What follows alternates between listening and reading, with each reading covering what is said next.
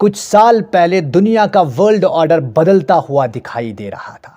जिस दुनिया पे अमेरिका की कमांड थी, वो कमांड उनके हाथ से छूट रही थी। जो दबदबा अमेरिका ने दुनिया पे बनाया था, वो दबदबा ख़त्म होता हुआ दिखाई दे रहा था। यहीं से अमेरिका की टेंशन शुरू हो जाती है। जो छोटे मोटे देश हैं, उन्हें डरा कर धमका कर अमेरिका ने अपने वश में तो कर लिया, लेकिन जो देश ज़रा सक्षम थे, जो देश ज़रा सा भी ताकतवर थे, उन्हें अपने वश में कैसे किया जाए, ये एक सबसे बड़ा सवालिया निशान था। यहीं से शुरुआत होती है जेफरी एप्स्टीन नाम करके एक दरिंदे की, जिसने एक आइलैंड खरीदा और उस आइलैंड को कन्वर्ट किया पाप की दुनिया में, पाप की नगरी में। आप ये समझते होंगे कि इस पाप की दुनिया में, इस आइलैंड पे सिर्फ और सिर्फ गुनाह ही हुआ करते होंगे, जहाँ छोटे बच्चों की तस्करी होती थी या फिर ह्यूमन फ्लैश को खाया जाता था। इसके अलावा इस आइलैंड पे दुनिया की तकदीर लिखी जाती थी, जैसे कि वर्ल्ड वॉर 3 कब होगी, पैंडेमिक को कब लाना है, किस मुल्क को किसके साथ लड़ाना है, कहाँ पे किस इन्वेस्टर को बेचना है, कौन सा बैंक कहाँ पे इन्वेस्ट करे, ये सारी चीज़ें इस आइलैंड पे डिसाइड हुआ करती थी।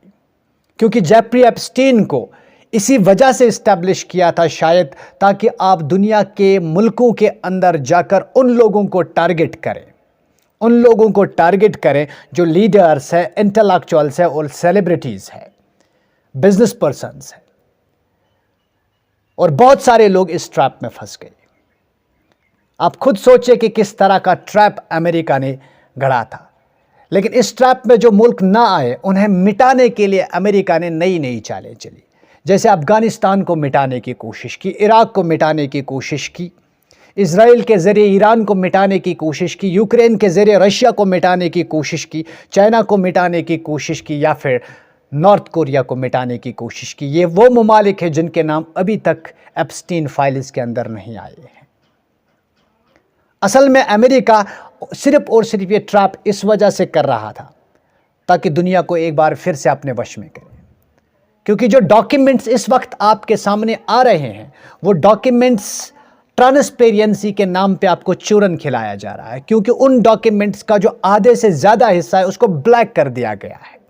असल में ये डॉक्यूमेंट्स इस वजह से साझा किए जा रहे हैं अमेरिकन यूएस जस्टिस डिपार्टमेंट की तरफ से, क्योंकि वो दुनिया के उन तमाम लीडर्स को बताना चाहते हैं कि अगर आपने अमेरिका की बात नहीं मानी, तो अमेरिका के पास आपके सबूत मौजूद है, तो वो सबूत दुनिया के सामने आएंगे। इस वजह से आने वाले वक्त में अमेरिका ये डिसाइड करेगा उन लीडर्स के साथ, उन मुल्कों के साथ, कि उनको ट्रेड कब करना है, किस तरह से करना है, पैक्ट्स कौन से साइन करने हैं, एग्रीमेंट्स कौन से साइन करने हैं।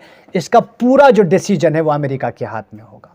क्योंकि ऐसे लीडर्स के पास जो इस पाप की दुनिया का हिस्सा थे, उनके पास सिर्फ 2 ही रास्ते हैं। या तो वो एक्सेप्ट करें, अपनी सत्ता से खारिज हो जाए कि उन्होंने गलतियां करी है, या फिर खुद को अमेरिका के सामने लेटा कर अमेरिका जो भी टर्म्स एंड कंडीशंस रखता है उन्हें एक्सेप्ट करे। यानी कि दुनिया फिर से अमेरिका की गुलाम होने जा रही है, और सहारा बना है एप्स्टीन फाइल्स।